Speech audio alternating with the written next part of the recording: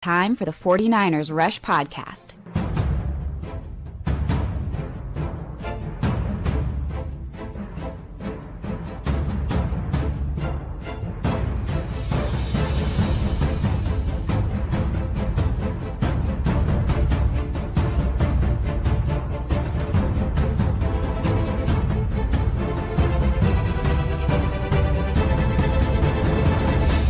And here's your host, John Chapman. What is going on, faithful? It is so great to be with you guys. Happy New Year. Starting the year off right with the coach approach and my man, Ant from 49ers Cutback. How we doing, man? Doing great. Yeah, we're first day of 2026, first show of 2026. Here we go. It's going to be an exciting year. We know how it's going to kick off, right? I mean, 49ers versus Seahawks. Does it get better than this? The division on the line, the number one seed on the line. Like this is exactly why you are a fan of the 49ers, just for moments like this and games like this. This is why you want Kyle Shanahan to be your head coach, because he's going to have more situations like this than not. And it's exciting time. And what's funny is we're going to mark the end of the season coming up, and then a whole new season of the playoffs is going to start. And I love that right now. It's going to be a fun time in 2026, and I'm looking forward to it. Yeah, it like the NFL season, it's a lot, right? And so obviously the 18-week regular season, then you've got the playoffs and the Super Bowl and all those things and training camp and free agent. Like the NFL has kind of mastered this. We're going to be in the news for a full year, the entire time, no times off. Like it's just nonstop. And, you know, for me and you, Ant, like, dude, you record so freaking much. It's impressive. And I just want to say thank you for what you have provided the past year. Definitely made my fan experience better. And I know a lot of people out there, go check out 49ers Cutback if you haven't yet. But I got to call out Sean here. He says he's talking hangovers, and he's saying, man, we'll know if John don't show up. I do have to say this. I am not at 100%, my man, but I am here, and there is nowhere else I'd rather be. And, yeah, I'm alive and kicking, Shane. Thank you so much. Now, after this show, who knows? I'll probably be curled up in bed watching college football the rest of the day, but that's okay. So we've got a lot to talk about. This is Coach Approach, and if you haven't joined us on a Thursday before, we're going to be going through a lot of different things about the 49ers and then their matchup, personnel groupings, some different strategic scheme things that we think the 49ers will be using. So that's what we got. If you have questions, let us know. And shout out to Speedy. He says, finally made it to a live show. Usually listen to the podcast first thing for work, but hey, man, we'll take it. We really appreciate you guys. Love it, and love all the Happy New Year's wishes. Happy New Year's to you guys too. It's going to be a great year, and we're going to start it off with a win against Seattle. Now, the 49ers were favored. As soon as the game lines came out, they were 1.5-point favorites. Now it's flipped the other way. Now the Seattle Seahawks are favored by 1.5 to 2 points, depending on when you're betting. And the over-under, the total points scored in the game, it's come down 3.5 points. What do you make of this change so drastic? Like, is there anything to take away from the money and the bets and Vegas and kind of the quote-unquote experts on how they're viewing this game from where it started? When the spread first opened to where it is now? I mean, I was a little surprised at first. I did think the 49ers would hold a slim edge, probably 1.5. I thought was legitimate because that's kind of where you see this game. It's going to be really, really close. I think that some people are getting some cold feet about the 49ers because of some of the injuries. The guys like Trey Williams, was George Kittle going to play? I think that that's part of it. I also think that, Seattle's been rolling. I mean, they've won 6 straight, and the defense has been playing elite. You've got a situation where so many people still look at defense and say, hey, defense wins championship, offense wins games. Well, guess what? This is a game. And that's why I look at the offense of the 49ers and I'm like, they can win this game against the Seattle Seahawks. But I understand it. I think this one is really, truly a toss-up when you look at how these teams are built. They both got advantages and disadvantages, and it's going to be strength on strength in a lot of categories. And it's going to come down to which way it swings. Is it turnovers in the 49ers' favor that puts Seattle under? Is it going to be the 49ers offense not able to get enough points that puts the 49ers under? That's going to be the big question in this game. So I get it, but I would still have the 49ers as a slight favorite against the Seattle Seahawks at home in Levi Stadium with that crowd going nuts. Now, here's my question, and I'm asking for myself. The rain seems to have moved in and seems like it's going to be raining throughout the entirety of the game. Now, it's not like a heavy monsoon. It's going to be relatively light. But as of now, there will be raining from 4 p.m. to about 10 p.m. So the entirety of the window before the game, during the game, after the game could change. We still have 2 days. Does that affect the whole way in which you see Brock Purdy, who's playing better than any quarterback in the NFL right now? How do you see that? I mean, I think it poses some concern. We've seen Brock Purdy struggle in rain games before. I mean, games where it's been light, right? That Seattle playoff game in 2022, there was some light rain, kind of dissipated off and on, and he ended up starting slow and then just going off in that football game. And the 49ers really powered through against Seattle. I think it's a concern anytime that right now he plays with a wet ball. But I will say this. I did a lot of research thanks to AI. They helped me out a lot yesterday about Sam Darnold's effectiveness in the rain. And Sam Darnold's not exactly the most effective in the rain either, which I think kind of neutralizes everything. You look at his numbers, the best game that I found for him was actually this season. And in that game, he threw 1 touchdown and 1 pick and still threw 9 incompletions. So he wasn't exactly tearing it up either. He's had a lot of games where he threw 4 picks, struggled.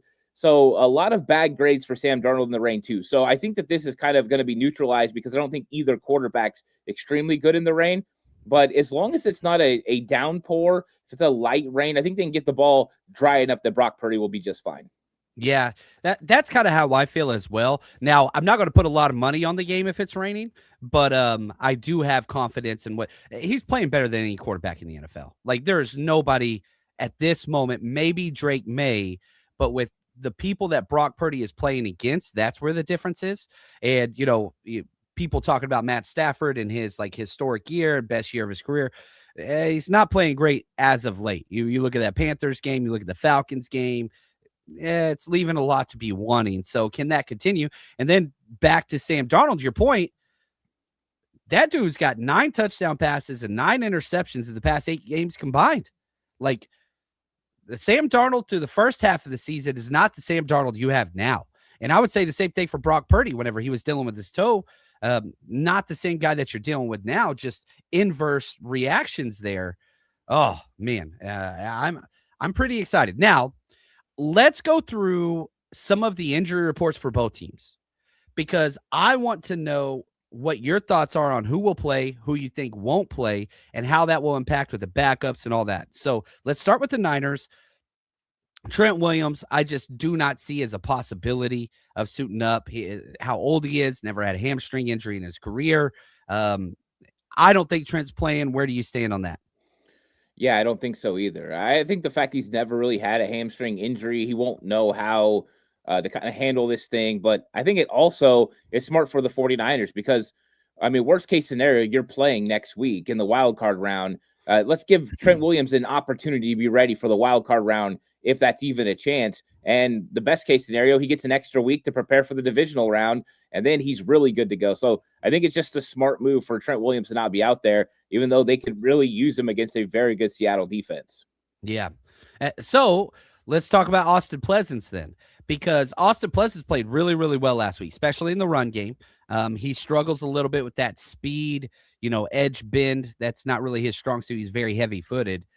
Now you're playing against one of the best, if not the best, defensive line in football. They are crazy. What are your thoughts on, do you just chip every single play? Because the 2 plays you didn't chip last week, Austin Pleasance got in a little bit of trouble. How do you handle this? What's the coach approach to handling a backup left tackle in Austin Pleasance going against such a good Seattle defensive line?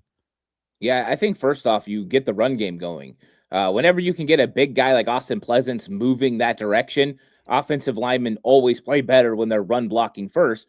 But that also sets up the opportunities for the 49ers to do what they do best, which is move the pocket, boot, get outside of the traditional pass blocking sets where he will struggle a little bit.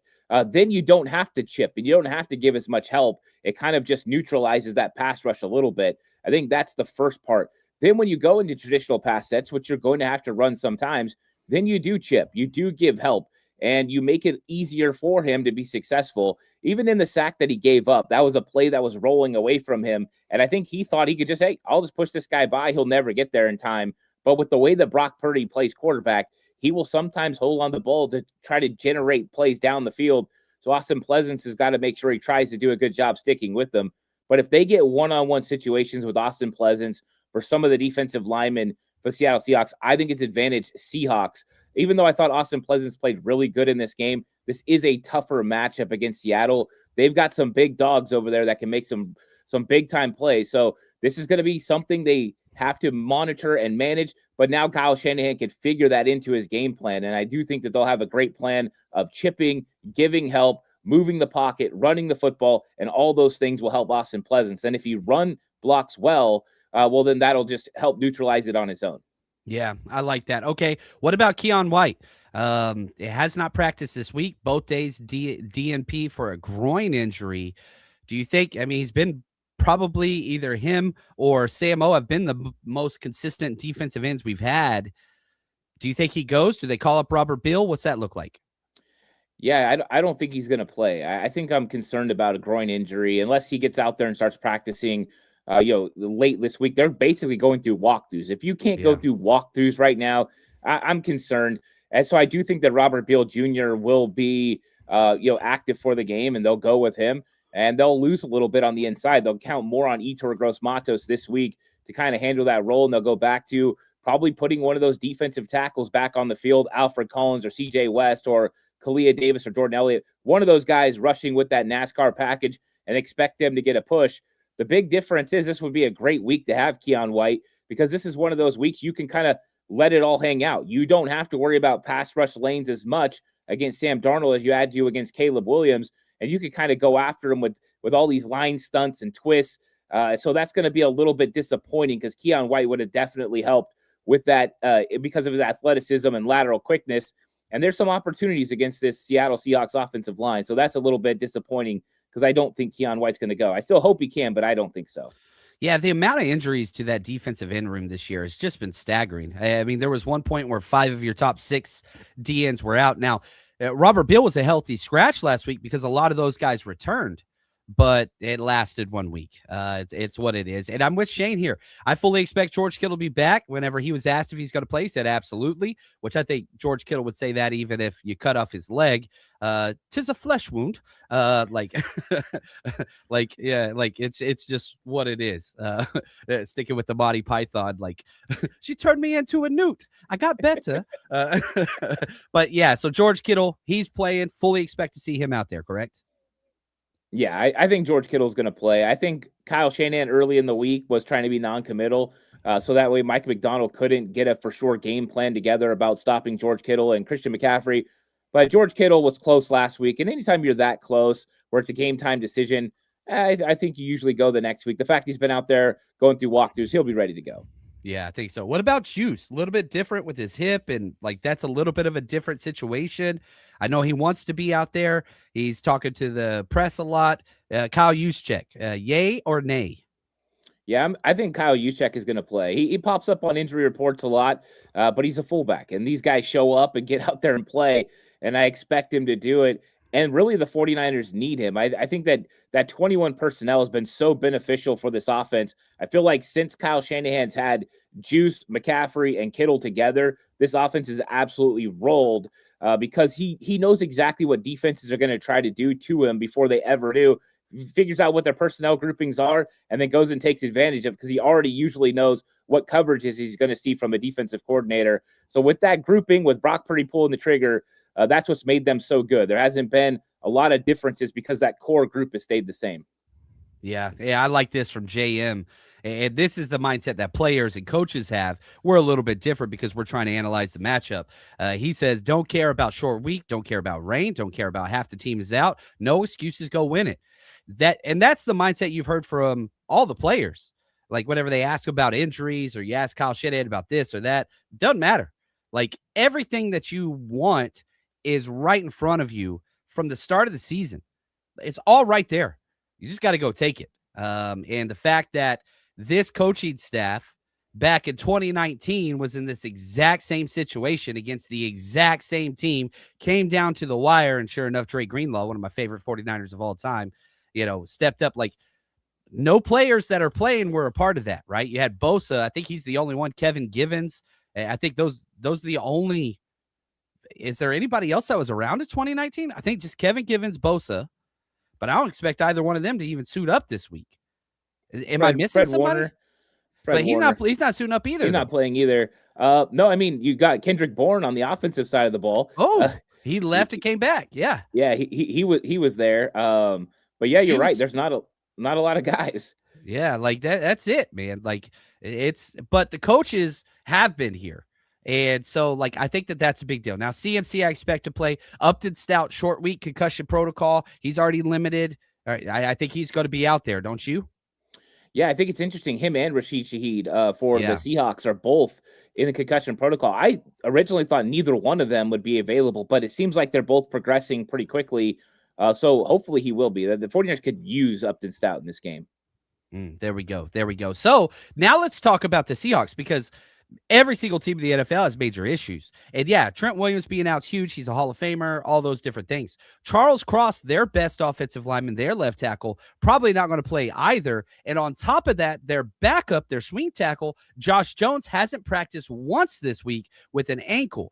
But McDonald had some updates. Ant, what did you hear when you were watching the Seahawks press conference? That's the thing about Ant. He covers both teams, man. This dude's freaking MVP over here, Ant.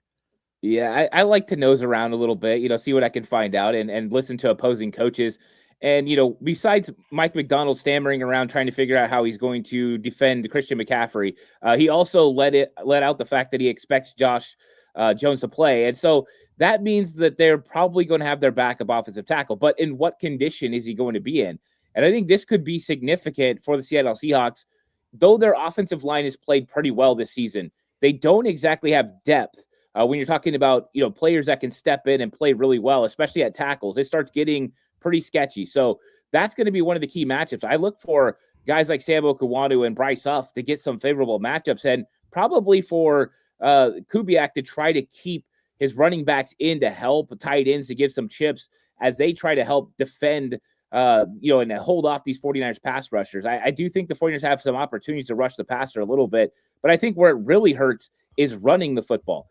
I guarantee you Kubiak wants to come into this game and run the ball 35 times against the 49ers defense and keep Kyle Shanahan and that offense on the sideline where they can go ahead and just dominate this game. And I think that's going to be one of their main focuses. And if you can't run the ball successfully against the 49ers defense, well, that's going to put a lot of pressure on Sam Darnold. And that's everything that Robert Saleh is trying to do. Try to make him one-dimensional. Try to stop the run. That's why Tatum Bethune's playing. We're going to focus on stopping the run. We're going to force third and longs. Now, that hasn't worked against quality quarterback play. Phillip Rivers, 44-year-old, or Caleb Williams, like the amount of third and longs that you've allowed to be converted as a defense has been problematic. No pass rush, horrible coverage on the back end.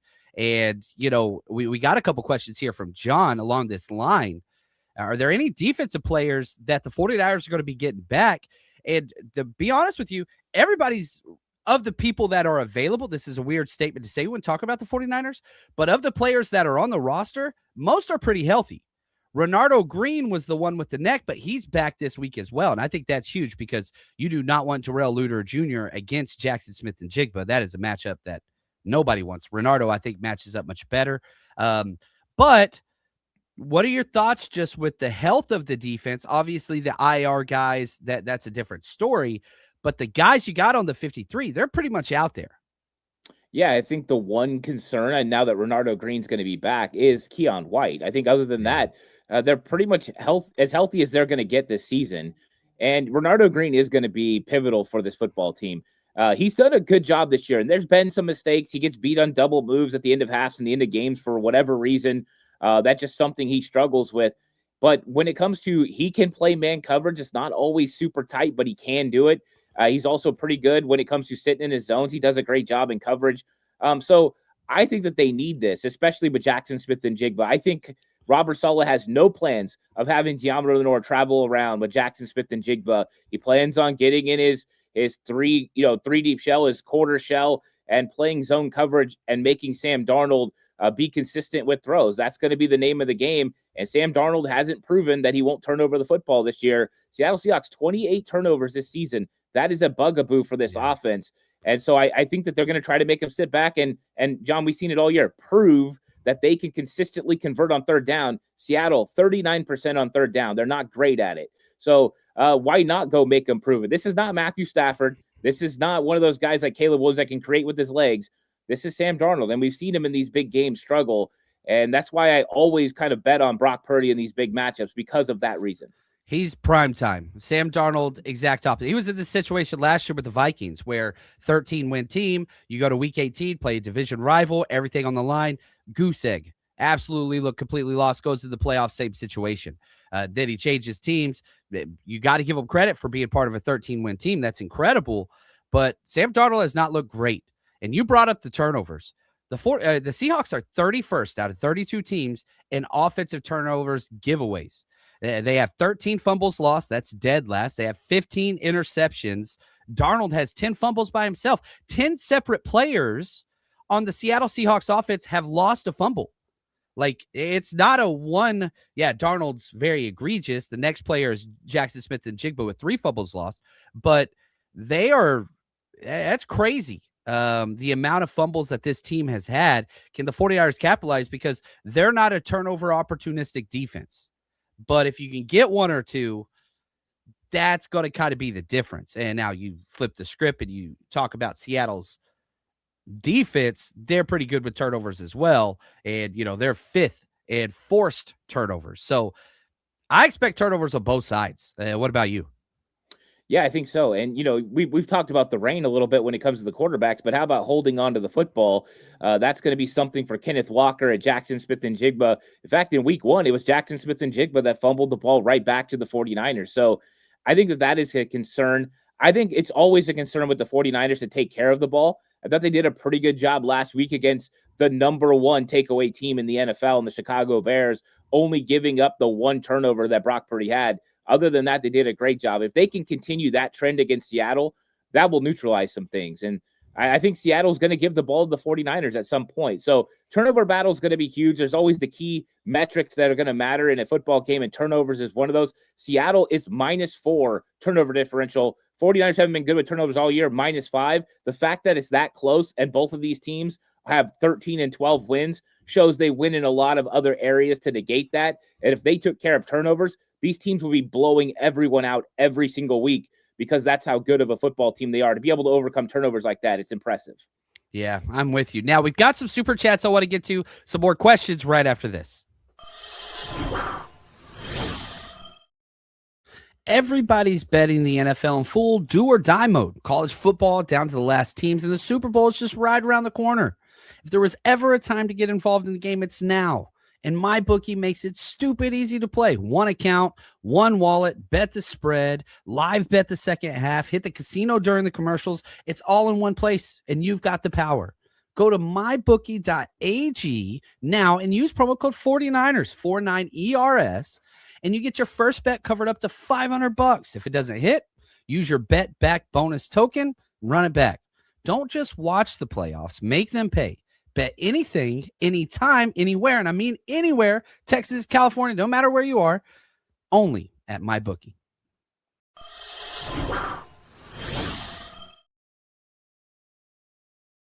All right, let's check in on some super chats. We got my man, Sean. Appreciate you, brother. He says, we appreciate both you guys showing up. Thank you for bringing in the new year right. It was, man, Sean's the man. It's been great to hang out with him. He was at the draft party. We've had some good times. And, yeah, I ain't going to lie. Chapman's struggling today. But I am here. And not like it's like some amazing feat. But, yeah, New Year's, sometimes I don't feel the best. I know a lot of other people are feeling that way right now. And that's okay. Celebration. It's what it is. Daryl, thanks for the super chat. Thanks, brother. My 2 favorite Niner guys. That means the world. And, like, one of my favorite things, we've been doing this 49ers Rush show for a while, is just I love meeting people. And they're like, dude, thank you so much for helping me find 49ers Cutback. That show's awesome. Like the impression that Ant you make on everybody is awesome. It's been really cool just to see that and be a small part of that. Speedy Mac, thank you, my friend. He says Seahawks defense ranks 18th in DVOA and has given up the 5th most yards to tight ends. I think it's time for Shanahan to unleash the Kittle and Tonjes game. Ooh, I like that. Yeah, I mean, Kittle always plays well against every single team, especially the Seahawks. And so the fact that you have this Brock Purdy 6-1 against the Seahawks, you have Kittle, who's always been good. And this has kind of been one of the caveats of the Mike McDonald defense is tight ends can get them into trouble. Talk to me just a little bit about what your expectations for Kittle are. And man, Kentonjis, is he even going to get playing time if Kittle's active? I think we're going to go back to seeing a ton of Kittle because the way that Kyle Shanahan's running this offense right now is George Kittle and Christian McCaffrey. Those guys are putting so much pressure on defense and kind of opening up everything else.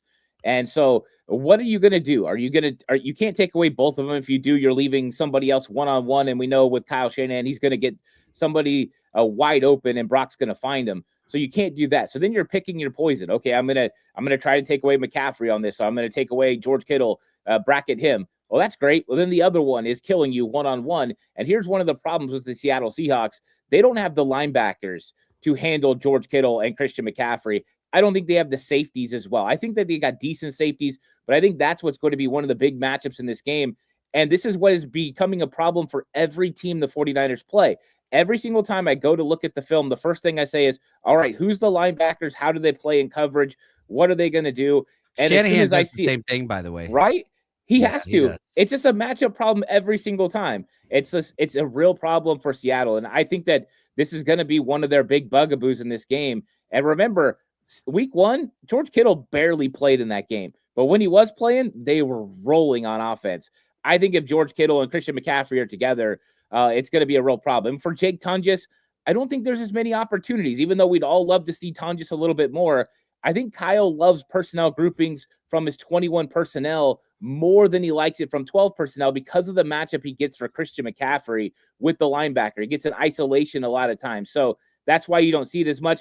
I expect to see Tunges on the field in some red zone opportunities. I think that's where we kind of see more Tunges over the next several weeks because he is a red zone threat and he's scoring touchdowns like crazy right now. So I think that's kind of where we'll see it. But I think the league is moving towards 12 and 13 personnel. And Kyle Shannon's kind of sitting over here like, I'll stay with 21. You guys are all getting used to 12 and 13. I'll stay over here. I got Kyle Juszczyk, and I like the matchups I get for McCaffrey and Kittle. So that's one of the things I wanted to talk to you a little bit about is Nicky Monwari, their stud draft pick, one of the candidates for defensive rookie of the year. He's been awesome. He didn't play much against the 49ers. He got hurt in that first quarter, and Kyle Shanahan kind of took advantage of that. Now he is playing incredible football. How do you see the 49ers kind of attacking with that 21-12 personnel? And for those that don't know, 21, the first number is how many backs. So 2, that means, Christian McCaffrey, Kyle Juszczyk. The second number 1, that's many tight ends. So a 12 personnel is 1 back, 2 tight ends. How do you see Kyle Shanahan, the 49ers offense, going at this Seattle defense personnel package-wise? Yeah, I think Seattle's going to run a lot of the packages that have Nick Manwari out there. I think that's going to be basically their base set, that big nickel with Nick Manwari out there. And I did a lot of study on Nick Manwari coming out of the draft. He was one of my guys. I really thought he could be a big-time player in this league. And so what his strengths are definitely coming downhill and making tackles. The problem is he's going to be going against some of the better wide receivers blocking, but also if you can scheme this thing up to get bigs on him, you're going to have an advantage. I think this is a opportunity for guys like Luke Farrell, even Jake Tunges and George Kittle to get on him.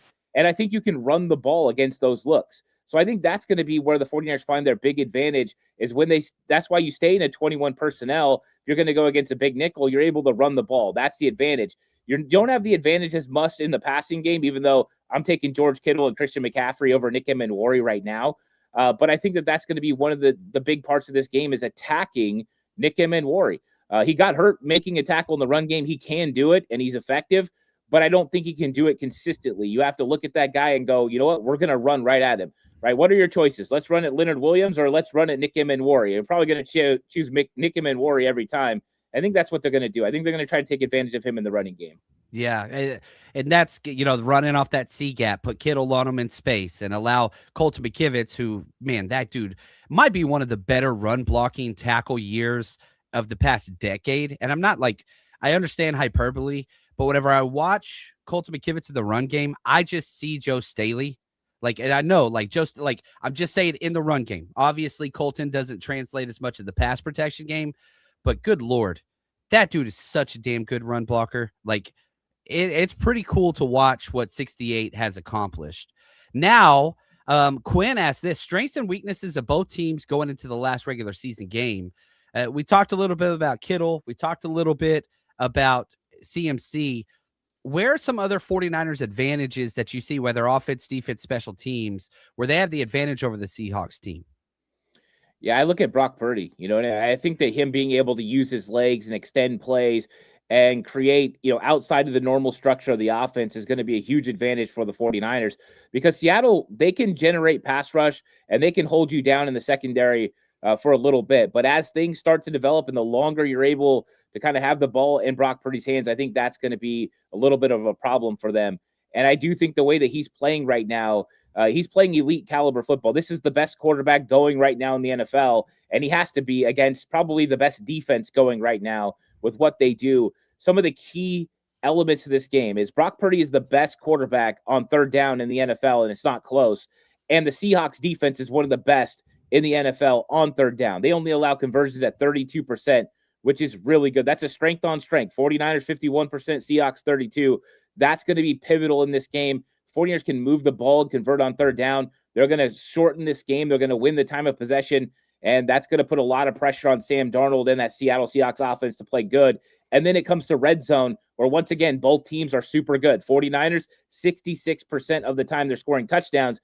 And since Brock Purdy's come back, it's in the 70s, right? This has been crazy over the last several weeks, what he's been able to do. 5 for 5 in the red zone last week. Right? And before that, 4 of 6, 2 weeks in a row. Like, they are scoring touchdowns in San Francisco. And you look at Seattle, they are a really good red zone defense, only allowed touchdowns 51% of the time. But I think those are some key matchups. But once again, I'm always betting on the quarterback that can get it done. That's why I'm leaning towards Brock Purdy in all these avenues, because the 49ers were 70% on third down last week. It's ridiculous. But those are going to be key matchups in this game. It's going to be the strengths on third down and in the red zone. But I like Brock in those situations. Yeah, I'm with you there. I like this question from Maria. What's the biggest key to beating Seattle? Stopping the run or stopping JSN? I want to answer this one if you don't mind, Ant, then you can disagree with me. I think you got to stop the run. Seattle is committed to running the ball. They're not one of the most efficient teams, but they have this two-headed beast, whatever, backfield. But if you force Sam Darnold to throw the ball a lot, JSN's got to get his. In this offense, I was trying to think of JSN is, I think he's 100 yards away from the 5th most receiving yards ever in a season. He is Ricky Pearsall on steroids. Very similar skill set. Maybe not as physical as Ricky, but that dude's space separation is incredible. JSN's going to get his. That's obviously you want to limit that and you don't want him going all world. But if you can stop the run, I don't care if JSN has 150 receiving yards. You stop this run and you stop them in, 3rd and short, 4th and short. You force them into 3rd and long repeatedly. I think good things are going to happen for the 49ers. Yeah, I couldn't agree more. I mean, the number one plan is to stop Zach Charbonnet and Kenneth Walker from getting going and put the onus on Sam Darnold in big moments to find JSN.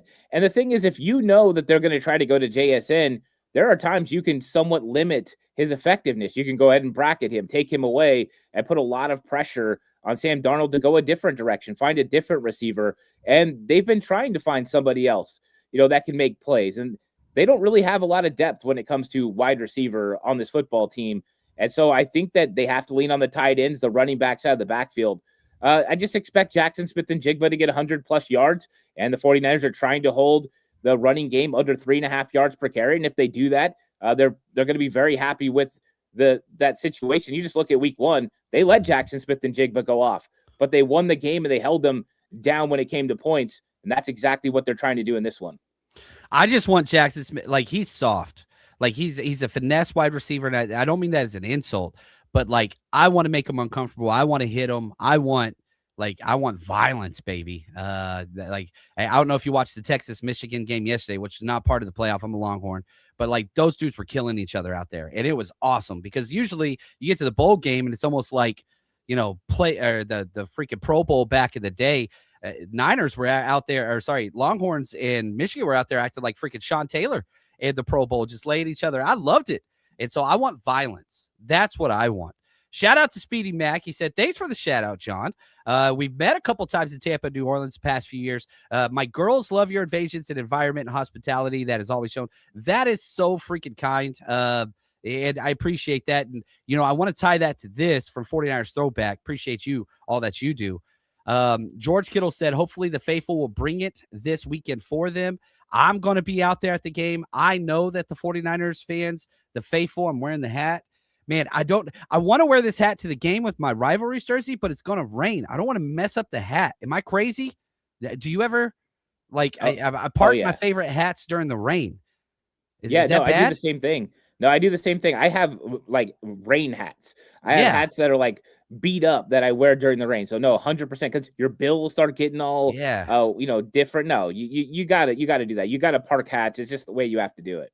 Okay, good. I need the validation in my life. And Ant, I want to say thank you. Now, if you are going to the game this week, any playoff game, any sporting event, concert, here's where you get your tickets. Hey, Niner faithful, if you're looking for tickets to see the 49ers play this season, TickPick is the destination for the best deals you'll find on tickets with absolutely no hidden fees. TickPick guarantees the best price on tickets to every NFL game and beyond.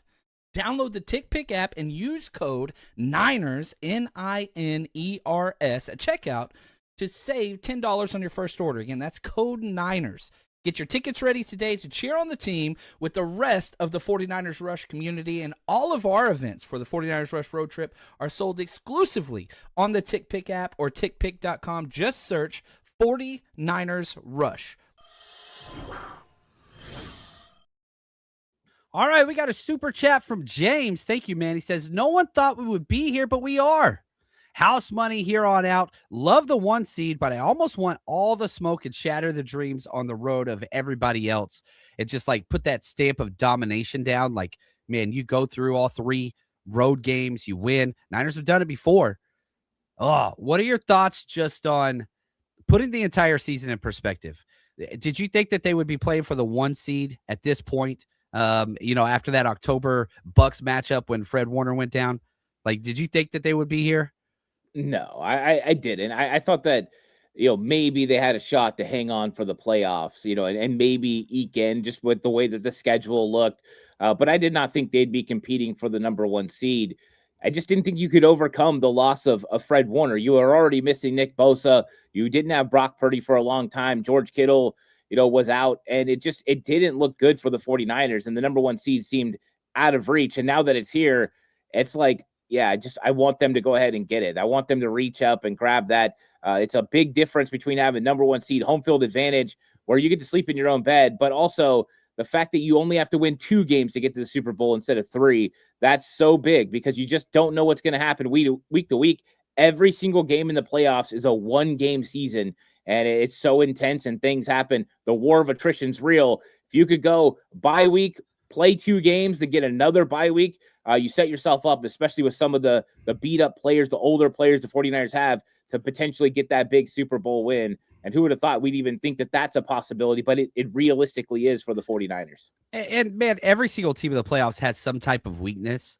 It's which coaching staff can kind of hide their weakness and exploit the other teams more. And there's nobody I would want in this entire playoff race than Kyle Shanahan. It'd be like Kyle Shanahan, probably Peyton, probably McVay. Like those 3, I think, are kind of standalone, overcoming and exploiting the other team's issues. And again, you talk about the Seattle Seahawks issues. It's turnovers on offense and it's linebacker play. So we have this question from Juan Nito. Where would you rank the Seattle Seahawks linebacker group? What do you think?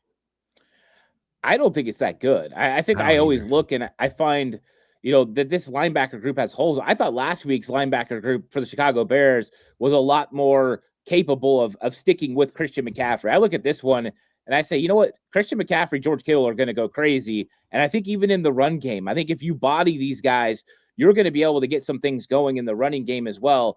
These aren't the greatest stack and shed type linebackers. So if you can get on them, big Austin Pleasance getting his body out there and getting his hips turned, Spencer Burford doing the same sort of thing, I think it'll be just fine. I wouldn't call this one of the better linebacker groups in the NFL. I think it's huge advantage 49ers. Yeah, I like that. I do like that. And again, Shane, back to this. How many drives have the 49ers had? Brock, CMC, JJ, Ricky, Trent, Kittle. And what's the success of those drives? Hasn't been a lot. I mean, Brock missed 6 games or 8 games. CMC, he's been the only constant. JJ missed some games, and even the games he was out there early wasn't good. Ricky's missed 6 games. Trent now is going to miss a couple games. Kittle's missed, I think, 6 games. Like, it just hasn't happened. But anytime Christian McCaffrey is out there, this offense is going to work. There have been no games this year where it was just like, you know what? The 49ers offense isn't working. What was the lowest point total from the year? Like, even during the Mac Jones games, like, you were still putting up points. You put up 16 points, 15 points against the Texans. That Texans game was rough. I was at that game. It was start to finish just rough. But that was kind of like the worst point output. But, man, you're talking since then. You scored over 20 points, I think, 9 weeks in a row. And 1, 2, 3, 4, 5. 5 of those 9 games over 30 points. You got 3 of those games over 40. But, like, there's not a better offense in the NFL right now. And so because of that, you win by winning 2 phases of the game. 49ers win offense. They win special teams. Now, the Seattle Seahawks, they've got a top 5 offense, top 5 defense, top 5 special teams group. They are as well-rounded a football team that is left in the NFL. Now, my question to you, special teams. Will the 49ers win the special teams battle this week? I think they're good enough to make it a wash. I do think that. I think there's some holes when you look at Seattle. They don't do things bad, but they have some things that they're not exactly great at. I think if they don't have Rashid Shaheed, that will hurt them when it comes to returns. That will be a big part of this game. They also haven't been as consistent when it comes to field goals as the 49ers, so that could be something of a concern. And let's not forget, the last time the 49ers played Seattle, Jake Moody was the kicker, and he missed some field goals in that game that would have made the 49ers victory even a lot easier than it was. And so I think that the way that Brant Boyer has his special teams unit playing, they're going to be up to the task. They're going to be ready to go. And I think at worst, this thing becomes a wash. I wouldn't be surprised if the 49ers actually outduel the special teams unit of the Seattle Seahawks on the road. Yeah, I'm with you there. We've got a question here from 323 Agency. Is Hulk ever going to get called up? That's Sebastian Valdez. He's been called up twice. You're only allowed to be called up 3 times, but both times he was called up, he was a healthy scratch, which is basically just a way to get him a bigger paycheck and say, we want you long term. I don't even think if there was an injury at the defensive tackle room that Sebastian Valdez would be in the mix. I think you've got Kevin Givens, who's been a healthy scratch. He would be the next man up. Then maybe Sebastian Valdez. I think Sebastian Valdez is a long-term play for next year. I don't think they want him getting snaps. I think they want to just kind of park him on their practice squad, keep him for next year, develop him, because, again, next year you're not going to have Jordan Elliott.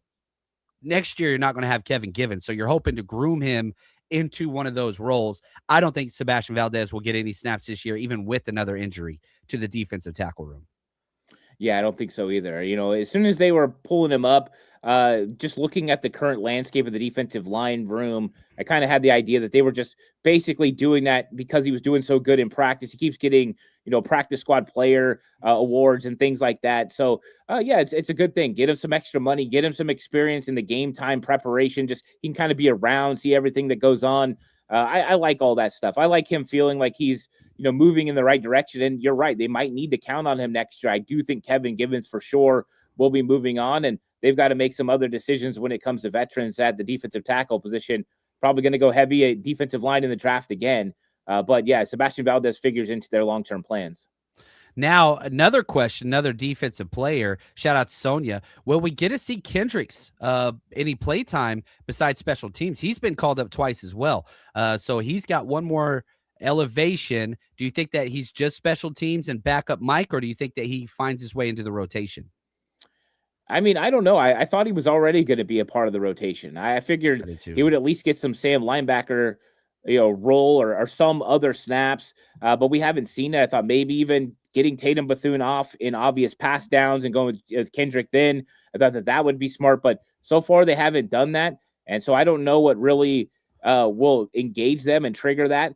But yeah, he's going to be called up for this week's game. They always had the plan to call him up for all the call-ups that they had, because when you get to the playoffs, like, you can just call people up unlimited. So it doesn't matter. He'll just be a part of this team for the rest of the time, all the way through the playoffs run. But right now, it looks like he's a special teamer who's there just in case Tatum Bethune goes down and they need him to step in. Yeah, and I remember, I think it was the end of the Colts game whenever you're up a couple scores. He came in as the backup Mike. Garrett Wallow came in as the backup Sam, and D. Winter stayed out there at Will. I don't know who the backup Will is in our current situation since Nick Martin's gone on IR. Like, who do you think is it Kendricks? Is it Wallow? Is it Curtis Robinson's been a healthy scratch because Wallow's been playing so good on special teams. So, like, yeah, I'm not sure who the backup Will linebacker is right now. Ant? I'm guessing it's Kendricks. I mean, that would be the smartest role. I'm guessing when he first came in, they probably told him to learn the Mike linebacker spot too, so he could have all the calls and all that. That's the most difficult portion. And then probably Will linebacker after that. Sam, you're playing a handful of snaps anyways. So that's one of the easiest ones to pick up of the roles. My guess is by now Eric Kendricks understands the defense in entirety as far as all the calls, all the linebacker plays. He's a veteran. He's been around, played in a lot of systems. He just had to get used to the terminology and the difference in the communication. And once he's got that, I'm pretty sure he knows what he's doing now. Yeah, I'm with you there. Well, Ant, is there anything that we missed that perhaps I didn't bring up or ask the correct question with this 49ers versus Seahawks game that's coming up in 2 days? No, I think we covered it. I think that when you look at these two teams, they're not, strangers. They know exactly what they're going to get. You've got a Kubiak as offensive coordinator on both sides. Kyle Shanahan knows what Mike McDonald wants to do on defense. Robert Saleh knows exactly what Kubiak wants to do. These guys are familiar. So what you're going to get is you're going to get some of the same old stuff, but it's going to come down to execution. Who can execute the best and who can make the plays that they need to make. And it comes down to all the same stuff we always talk about. Third down conversions, winning in the red zone, winning the time possession, and running the football consistently. And if you could do those things, you're probably going to win this game. Also, can't forget turnovers, which could be a huge determining factor. But if the team that just plays better football, cleaner football, is going to walk out of Santa Clara as the number 1 seed and get that big bye, and I'm still thinking it's going to be the San Francisco 49ers who don't generate a lot of penalties right now. They've been doing a really good job with that. They've been taking care of the football better since Brock Purdy got back. They're the best third down offense in the NFL. They're the best red zone offense in the NFL going right now, and they've got the best quarterback. I know Seattle's got the best defense, but I'm going with the other one because of what they're doing right now. They're just too good. The NFL has completely redesigned the NFL to benefit offense and quarterback play. It's a good time to have the best quarterback in the NFL. Maybe one of the last hurdles, one of the last question marks for Brock Purdy. Can he produce at that elite rate in precipitation games? Maybe this is kind of the last, hey, I could do it all. And I hope that's the case. I really, really do. Scott, thank you for the super chat. How important do you think this game is for overall chances of the Super Bowl? I mean, shoot, winning 3 games as opposed to 4 games on the road. The rest get to stay at home. I don't want to put percentages on it because it's a little too complex. 14 teams, you're talking, what's that, like 7% right off the top of my head. So every single team that makes it to the playoffs, 7%, you make it to that next round. Man, a difference between a 7% to maybe a 15% jump, maybe. I don't know. You got any numbers you want to put to this, Ant? I got no numbers. I just know that it's better to sleep in your bed every single night and rest. You're going to have the sleep advantage in every single game and days advantage in every single game when it comes to preparation. And the 49ers have never had a situation where they got to sleep in their bed before a Super Bowl. That is something that's huge, to know that you can stay home. You don't have to worry about practice fields, none of that hoopla. You don't have to worry about all the other things that come along with the Super Bowl. It makes things a lot easier. You can have more of a focus. So I know the benefits of that part of it. Preparation, being comfortable, and being in your element is something that's huge. And you're always going to have the home crowd the entire time, which means no silent counts for your football team. Preparation-wise, that's huge. Yeah. You mean to tell me if the 49ers just would have played a home game in San Diego, there would have never been a Jerry Rice, Deion Sanders falling out the night before? Anyway, I don't know why I brought that up because it made me mad, but we won the Super Bowl, and so I'll take that. But then Deion could not come back because he got his feelings hurt. Poor little Deion. Anyway, he went and got paid, so it's what it is. So And you are the freaking man. I want to say thank you. Everybody go check out 49ers Cutback. Check out the Patreon. Support. When you get good content like what Ant puts out, you got to support. Go hit subscribe, follow everywhere you watch and or listen. That's going to do it for us here. A little bit of a short show as the struggle continues for Chapman. I'm going to go curl up in a ball, watch some college football, and enjoy the start to the new year. You guys are the best. And until next time, stay strong, faithful.